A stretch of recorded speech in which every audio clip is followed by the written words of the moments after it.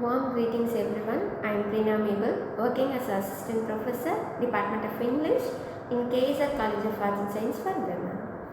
Today in this video we are going to see some of the topics that are given in the syllabus of Translation Studies. First, let's see the Introduction to Translation Studies. Translation Studies is an interdisciplinary field that explores the theory, practice and history of translating and interpreting languages. It examines how meaning, culture and context influence the transfer of text or speech from one language to another. There are some kinds of translation such as literal translation, free translation, formal translation, dynamic translation, machine translation, technical translation, legal translation and literary translation. Now let's see what is decoding and recoding.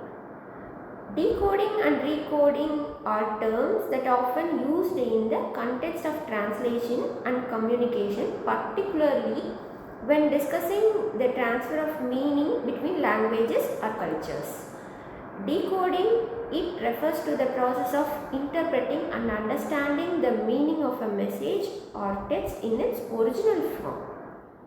Whereas recoding, it is a process of converting the decoded message into a new form. That's what the difference between the decoding and recoding.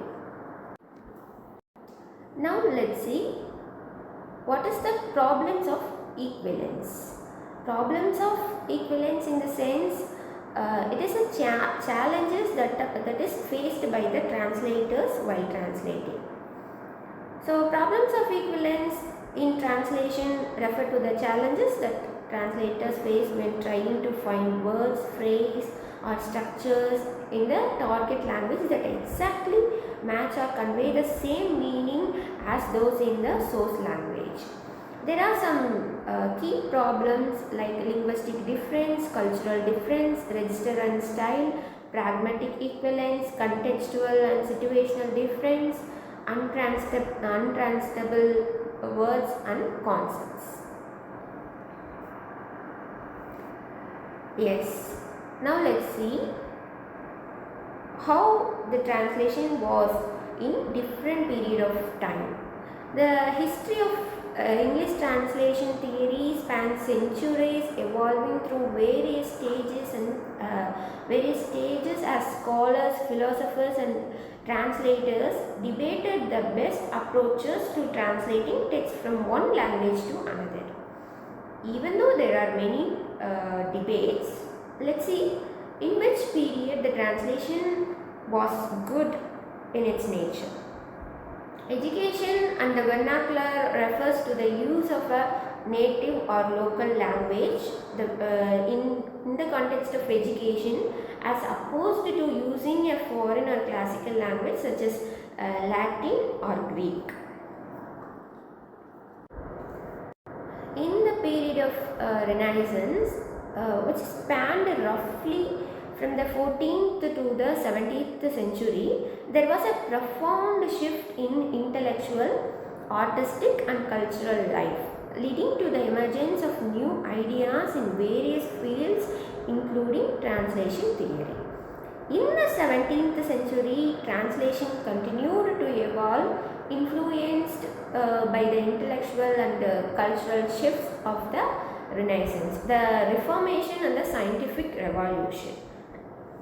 When it comes to 18th century, it was a period of significant change in the world of translation, marked by the rise of Enlightenment ideas, a growing emphasis on rationality and empiricism, and the expansion of national literatures. In Romanticism, profoundly influenced translation theory and practice, particularly in terms of individual expression, emotion and imagination.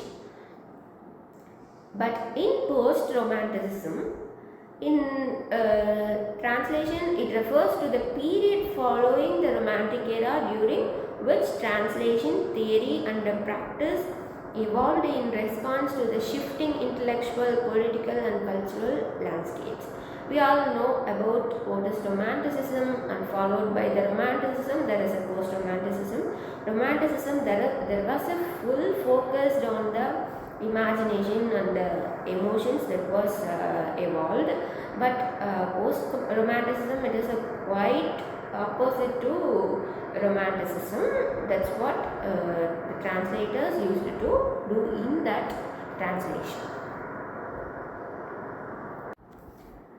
Translation during the Victorian era reflected the broader values of the era, including moral earnestness, historical curiosity, and an emphasis on cultural refinement and education.